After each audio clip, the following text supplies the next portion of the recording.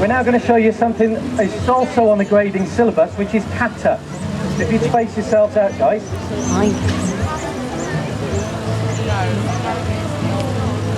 The first kata that you would learn if you were to come to our classes is called 10-no. It's fairly simple in that it only has two techniques.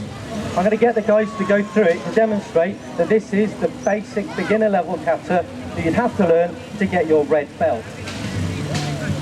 10-no kata, all the way through. As you may. You'll notice that it's just a number of blocks and punches. They make a lot of noise occasionally. The point of this is a kiai, which is meant to scare the attacker and focus your energy. Anyame.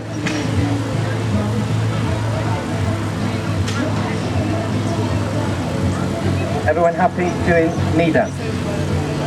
We're going to go through a kata now called Pinan Nidan, which is the next one, which is the red belt kata. What I'm going to do is talk you through what they're actually doing as they do it. We try and do things as if they were an attacker or we were defending, and then we would normally counter-attack at that person.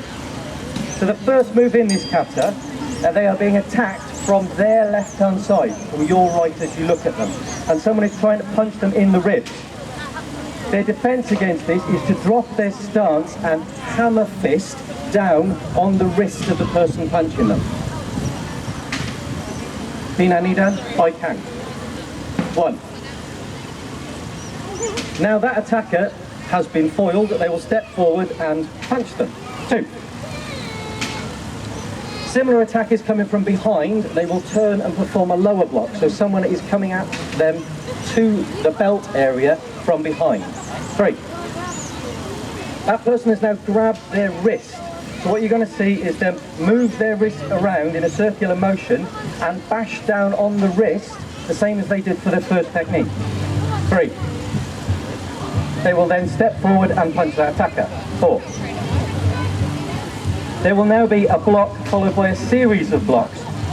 There is an attacker on our side, or my side of them, and they will chase them back. The attacker will be punching the whole time, and they will be defending the whole time. 5, 6, 7, and finally 8. So that attack has been dealt with.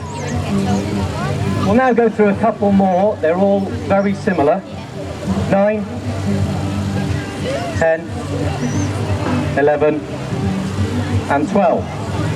You'll notice they are just basic blocks and punches, similar to the first kata that we did, but they're trained in different directions. So this is all about balance and posture and muscle control.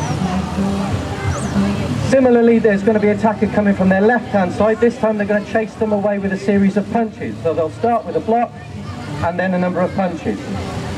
13, 14, 15, 16. Obviously that's that one finished as well. From here it gets a little bit vicious. The techniques that they've been doing up until now, and you'll notice where their fists are punches towards the chest area. They're now going to practice an attacker coming at them from behind, and they're going to sweep that attacker's attack to one side and strike in a different direction. 16, 17. Anyone think where that might be? That's a groin strike. And obviously the person stood in front of them has now just ducked away as quick as they can, and normally these would be done in quick succession. So we'll do the next one, 20. So we've chased that one properly away. And we'll practice the same thing in a different direction. 21, 22, and 23. Yame.